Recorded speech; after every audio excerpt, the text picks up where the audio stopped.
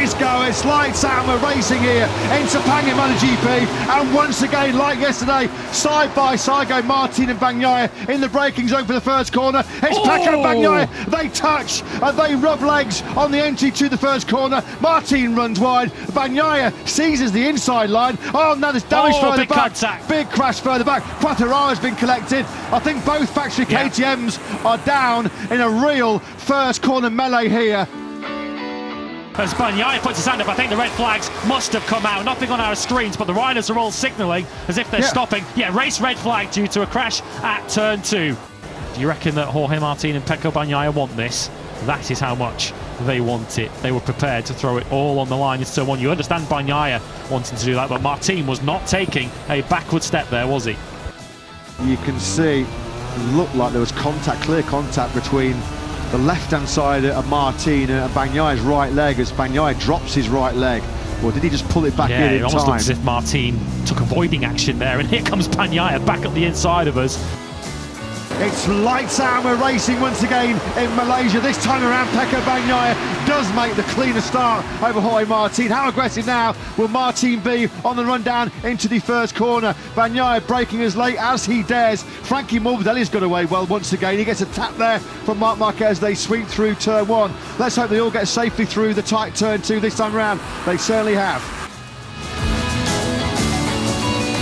Here comes Martin with the element of surprise. That is not a move that you see very often. He had the big shake on the change of the direction. Through at turn 6, Martin briefly went through. He ran in hot, Bagnaia back at the front.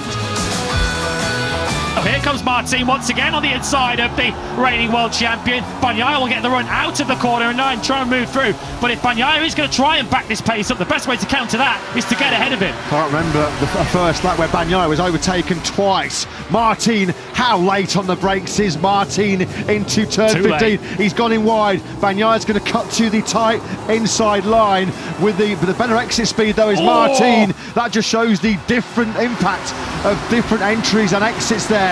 Now then Bagnaia's going to try and get some slipstream. Here we go, what a battle this is between the title contenders. Bagnaia now back at the front, on the brakes on the inside of Martin into turn 1. This is what it's all about. MotoGP at its very, very best. The two fastest riders in the world, the two title contenders going toe to toe here in Malaysia. Oh, Marquez has crashed. Marc Marquez then has crashed out of third place. We just caught him there, sliding out of contention into turn 15, just as quite rightly we were heaping praise on his brilliant performance, keeping that GP23 somehow in podium contention. But the pace once again on maybe slightly inferior machinery, just too hot to handle. He tucks the front going into turn 15. Quite a lot of cosmetic damage on the left-hand side of that GP23 as well. Is that Marquez's race run? What that does mean, once again, profiting from a crash ahead of him, is Enea Bastianini, who got bumped onto the podium in the sprint yesterday after Bagnaia's blunder. Well, this time around, he's cashing in on an error by Marc Marquez to sit inside the top 3. Just see visually that gap has come down. It's 1.4 seconds.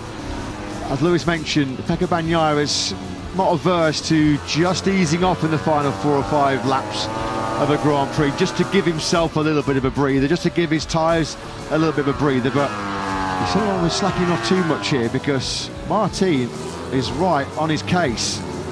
Martin's gone in hot there though. Do you know what, I thought for 1 second, I thought surely not, Bagnaia's not gone down in front of him, that's what has distracted him. But Martin there, do you know what's happened there? He's sensing that he's coming back to Bagnaia, and he's getting his head down here, going for it, and he's just got a little bit too keen, a little bit too eager.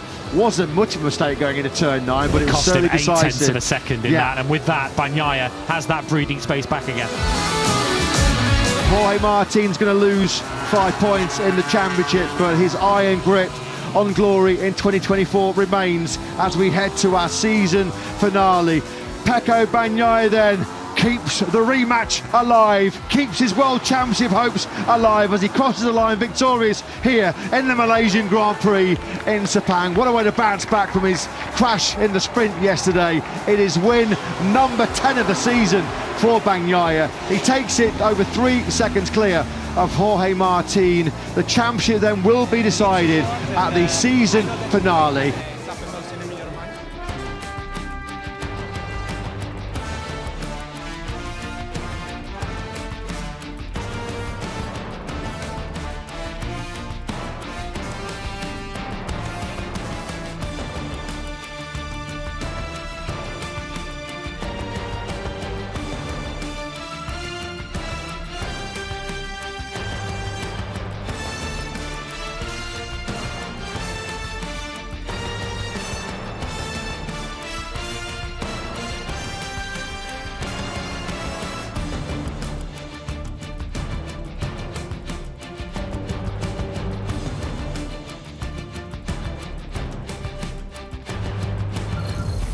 Like and subscribe for more MotoGP action. What are you waiting for?